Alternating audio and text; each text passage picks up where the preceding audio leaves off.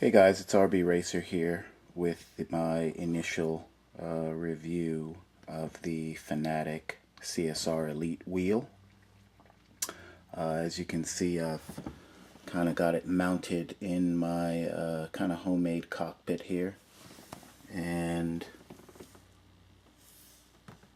I've just kind of built a stand and mounted the wheel directly to the base of the stand using some M3 screws. Down below we've got the pedals. We've actually got two sets of pedals. I'm not sure if you could see it in the back. There's a pair of CSTs behind the Elite pedals. The overall feel of the wheel is nice. I've heard a couple of people had, a couple of issues with a little bit of wobbling, but I believe those were only on the test units, and it was because we didn't have any Loctite in the screws in the hub, so that's an easy fix. As you can see, you've got the buttons. Even though they are Xbox buttons, you can, it kind of has a feel of like or the look of PS3 controllers. And you've got your D-pad over here. I'm not sure if you can see this, but there is some, it's kind of like some padding there, and then there's some padding here on the side. The overall look and feel of the wheel is it's very solid. Even though it's not a solid wheel, if you can see, there's some grooves here, and those grooves are kind of where the wheel is kind of put together. But overall, it's it's got a good feel for it. And again, it's one of the only wheels that that'll work with PS3, Xbox, and PC. Besides some of the the older Fanatec products, which also work as well. But clearly, this one has a a very good design in terms of the feel. Obviously, all of the electronics that are in the chassis. I'm not sure if you can hear, the fans are on, so the cooling kind of comes from the sides here. It's kind of ducted, so occasionally you'll feel a little breeze coming out of there from the fans.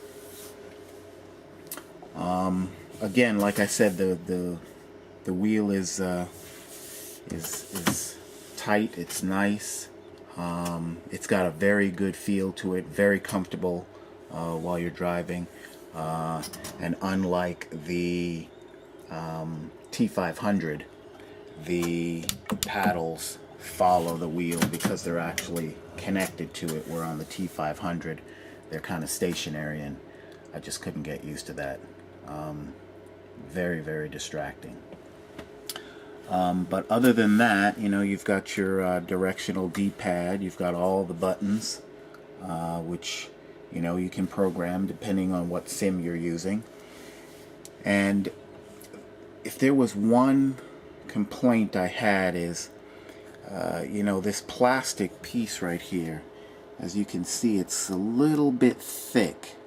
So it just kind of makes, the transition going from the buttons while you're hard at work turning the wheel, it just feels a little bit uncomfortable. I would have liked to see them maybe kind of smooth this down a little bit to make a nice transition into the button. But again, that's kind of nitpicking. Other than that, the wheel is it's a good wheel, but then again, it's a big investment. So, do I feel that it's worth the investment for the, $540 US price tag? At this point, yes, it is. It is worth it. Now, I've only had the wheel for maybe a month and a half. I've probably logged maybe, I don't know, maybe 90 to 100 hours on it. I've putting the wheel through its paces, so to speak, with a variety of sims. I've done iRacing, Forza 4. I hooked it up to the PS3, little Gran Turismo, little R Factor, maybe one other PC, actually two other PC titles. I've done, F1 2011. And I also went back and did F1 2010 just for the feel of it. I've noticed that the PC sims kind of take a little bit of getting used to. They just kind of feel a little bit different. And each sim, has to probably have some type of, different configuration to kind of get the settings of the wheel the way how each person would like. So a little bit of trial and error on that. Out of the box, I got to tell you, iRacing was phenomenal. I've been able to set some quicker laps.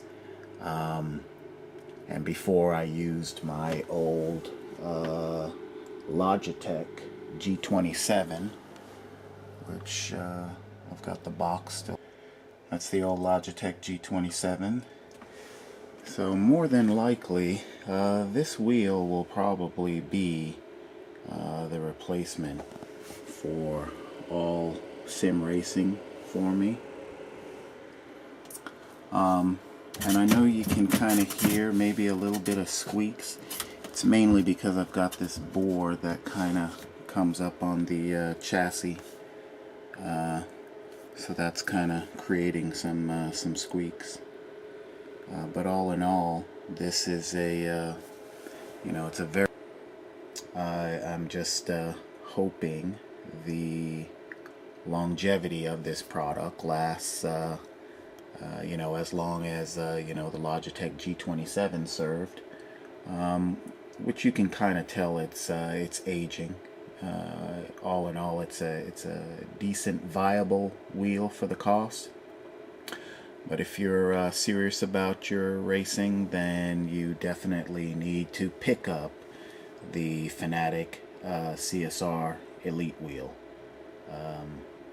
This is the creme de la creme of wheels under that I would say $1,000 mark.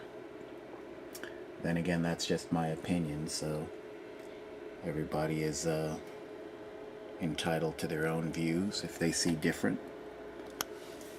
And I'll be posting some footage of the wheel in action, probably with Forza 4 or iRacing. And that's it for now. Hope you guys enjoy.